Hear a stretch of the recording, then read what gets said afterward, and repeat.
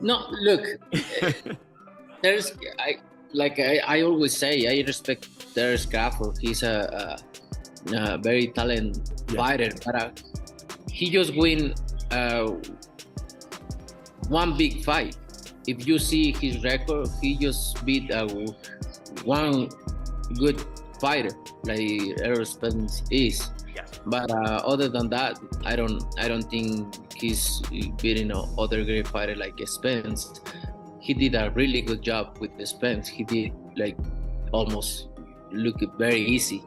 But I'm gonna go with Canelo because he didn't hold Turkey's hand. It's two things that you can do with somebody bigger and stronger. You know, you can either try to push them back, you know, because 9 times out of 10, a strong fighter not used to going back. Canelo Alvarez reacts to Terence Crawford's knockouts by showing respect for his skills. He admits Crawford did a very good job against Errol Spence Jr., making the win look surprisingly easy. However, Canelo also points out that Spence is the only major name Crawford has truly beaten, questioning the rest of his record. Looking ahead, Canelo says everyone will see what happens when they meet in the ring, leaving fans eager for answers. Are you tired of people asking you about Terence yet? No, look, there's I always say I respect Terence Crawford. He's a very talented fighter, but he just win one big fight. If you see his record, he just beat one good fighter like Errol Spence is. But other than that, I don't think he's beating other great fighter like Spence. He did a really good job with the Spence. He did like almost look very easy. But I knew Terence Crawford is a great fighter. But you never know in boxing. We'll see. Canelo hints that he already understands Crawford's techniques and style, showing confidence in his preparation. Adds with a smile that Turki Alashik will be very upset on fight night, since he will be standing in Crawford's corner, making the showdown even more intense and personal. Nothing you're gonna be able to do about it come fight and night. I know Turkey is in your corner, I promise you. But look, it's gonna be very difficult. He's gonna be so mad that day. Believe me. I see you. I see you. You see, I'm different. I see you too. Canelo's decision to bring in Jaron Boots Ennis for sparring is being seen as a very smart move. Johnny Ortiz explains that Ennis is the closest match to Terence Crawford's body type and fighting style, making him the perfect training partner. This allows Canelo to study Crawford's rhythm, movement, and physical advantages in real time, while sharpening his own timing in defense. At the same time, Ennis gains priceless experience by working with a veteran like Canelo, which adds to his own development. Ortiz sees this as a rare situation where both boxers improve, making the setup highly strategic. Makes sense, and it's definitely a good experience for both. Eddie Reynoso and Canelo, shout out to them, because now it shows that they serious with a real game plan, and Boots is, to me, everybody's a perfect opponent. I want to say opponent, perfect sparring partner to have to replicate Crawford, because they both switch hitters and stuff like that, and they got dog in them and reflexes for sure. So it shows Canelo serious, and on Boots end, to be able to spar a Hall of Famer, top tier guy, it gave him great experience, and you could tell he really wants it. It's a sport where Boots is getting an opportunity to spar a Hall of Famer. Who cares? And in reality, what the fuck loyalty does Boots owe to Crawford when it comes to the sport of boxing? I mean, Crawford didn't do shit even back while Boots was trying to get his opportunity when it was Spence and Crawford. Every time Boots' name got mentioned, you heard the Bud Clowns be like, oh yeah, he don't deserve it. Oh, who did he fight? Oh, who this and that, man. I ain't trying to hear that shit. It's like different shit that you need to be woke up outside of boxing. Boxing is a sport. There's shit that we need to really come together. I didn't see y'all come together like 5 years. The Bud Clowns, because it's real fans, the Bud Clowns is bashing PBC. Everything Boots, when you bring up Boots' name, putting him down, I didn't hear like, oh yeah, instead of fighting Canelo or fighting this person, he should fight Boots. Benavidez Sr. highlights how valuable Canelo Alvarez's decision is in choosing Jaron Boots Ennis as a sparring partner. According to him, Ennis mirrors Crawford in several important ways, including physique, movement, and style. By having someone with similar attributes in training camp, Canelo can mentally prepare for the type of fighter he will face on fight night. Benavidez also argues that Crawford's smaller size compared to Canelo will play a role when they meet. In the ring, for him, training with a physically strong and stylistically comparable partner not only boosts Canelo's confidence, but also makes him believe he already has the advantage before the opening bell rings. To give Canelo maybe a little bit more confidence that he is sparring somebody really good, and this is a really good fighter, and I think that would be a good motivation, for Canelo Alvarez. I just think that Crawford is too small for Canelo. I think Canelo's too big for Crawford, but in my opinion, I think if Crawford can maybe just tap, hook, get out, maybe once in a while throw a straight punch and just win by points and use his legs, I think I see him winning by decision. But if he tries to exchange with Canelo Alvarez, I think he's going to make a mistake and he's going to get hit with one shot and maybe he can get hurt and that would change the whole fight, But I think he's faster. Crawford is faster and a straight punch, get out, Don't stay there to throw or try to trade with Canelo Alvarez. Okay, fair to say. Fair to say. Now, do you feel like when it comes down to the demeanor of making that decision of bringing it in, does it show that he's taking this camp perhaps a little bit more serious than others? I mean, what do you think about just the move per se? It's very difficult to say. He's never brought anybody really good to his camp until this time.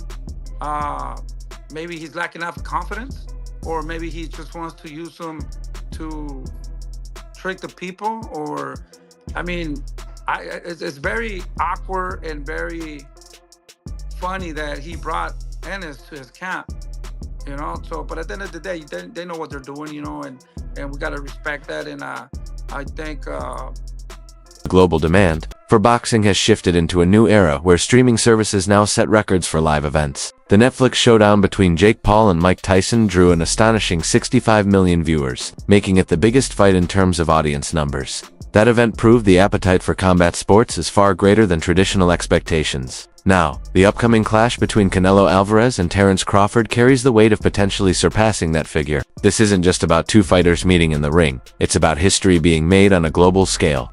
Fans across continents are waiting to see if this fight can generate even more excitement and engagement than the Jake versus Mike spectacle. Jake Paul, Mike Tyson, which was obviously on Netflix as well, the biggest concurrent view was, I think, 65 million. So at one stage of a time, 65 million people were watching that fight, which is crazy, hence why it broke Netflix servers. I do wonder what this does. I think it does around 10 to 15, which is still an incredible number. The problem with these two, and I was saying this morning actually to Gareth A. Davis, there's no antagonizer here, is there? No one is willing to play the role of the bad guy, the heel, the bully. And you almost need that a little bit. Jake Paul was actually quite smart in the way in which he promoted the Tyson fight. Obviously, look, it's Mike Tyson. But it was promoted so well where Jake was willing to be the guy that, I'm going to fuck up the greatest fighter of all time. He was willing to kind of say all those things and play that role. So people almost tuned in to see him get chinned as well. Neither of these guys are playing that role. Neither of these guys, I don't think, have crossed over massively to non-boxing fans. I mean, to us, they're like gods. But to non-boxing fans, I do wonder how much people know. Crawford has never been a fighter who backs away from challenges, and his preparation for Canelo shows how carefully he approaches strategy. Crawford acknowledges the difficulties of fighting larger opponents, but insists there are effective solutions. The first is to push bigger fighters backward, something they are often not comfortable with because their size and strength usually allow them to dictate the pace moving forward. It's two things that you can do with somebody bigger and stronger.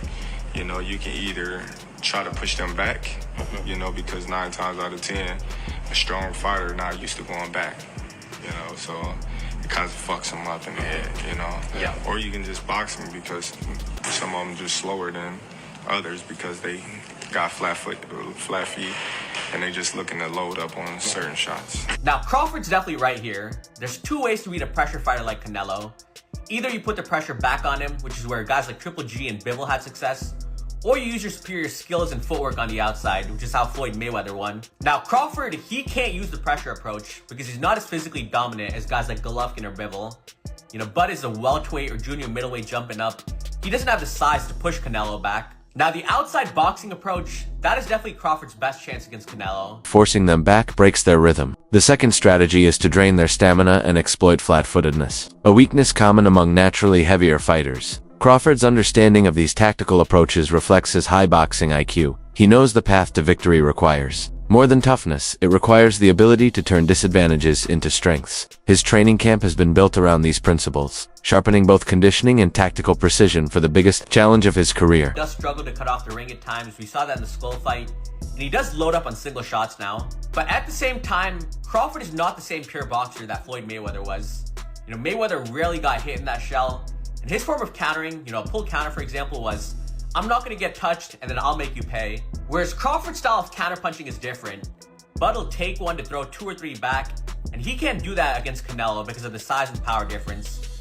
If Bud takes a clean right hand to throw back an uppercut or a hook, he's either going to get dropped or he's going to end up on his bike like Jermell Charlo. So while I do agree Crawford does have the superior skill set in this fight, but because he doesn't have the size to push Canelo back, or the defense of someone like Mayweather stay perfect for 12 rounds on the outside, I do think Canelo's size and power will make the difference in this fight.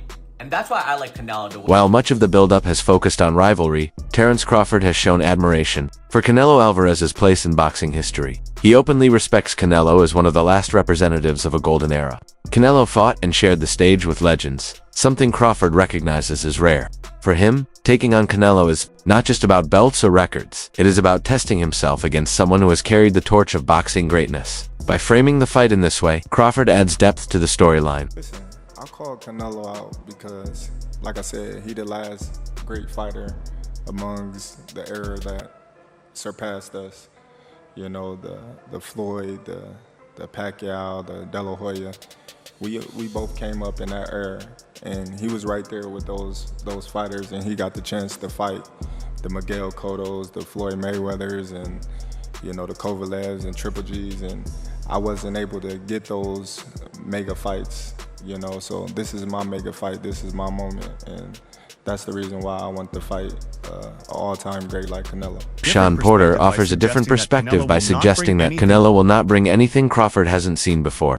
From Porter's view, Crawford has faced diverse styles throughout his career, including speedsters, punchers, counterpunchers, and bigger opponents. This adaptability is what makes him special. Porter's comment reflects his belief that Crawford's skill set is versatile enough to handle whatever Canelo brings, even if the Mexican star is bigger and more powerful. For fans, this opinion adds balance to the debate.